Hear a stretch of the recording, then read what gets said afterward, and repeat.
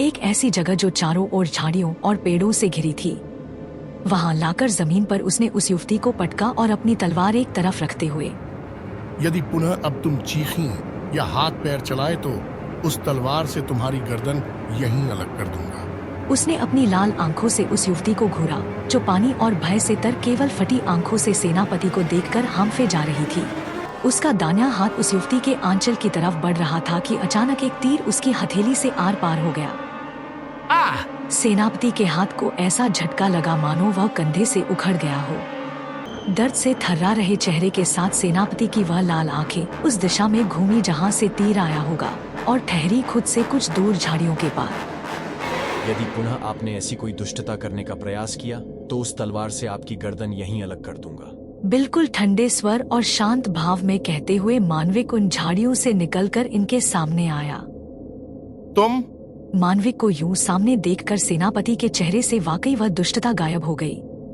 उससे लड़ने या जीतने का तो वह सोच भी नहीं सकता। आखिर मानविक कोई सामान्य सैनिक नहीं है, वह राजा का चहेता योद्धा है। तुम्हें इस कृत्य का परिणाम तो ज्ञात होगा। ज्ञात है। लापरवाही से कहते हुए मानविक उसकी तलवार उठा लाया। मैं तुम्हें इसी क्षण बंधक बना सकता हूँ। घोड़ों के पीछे बांधकर खींचते हुए महल की चौखट तक ले जा सकता हूँ। फुंफकारते हुए वह अपने दूसरे हाथ से तीर को खींचकर बाहर निकालने वाला था कि मानविक ने एक हाथ उठाकर उसे रोक दिया। इससे व्यर्थ ही आपका रक्त बहेगा। मानविक ने उसी शांत भाव के साथ सेनापति के हाथ के आर पार निकले तीर की लंबाई को काट छांट दिया।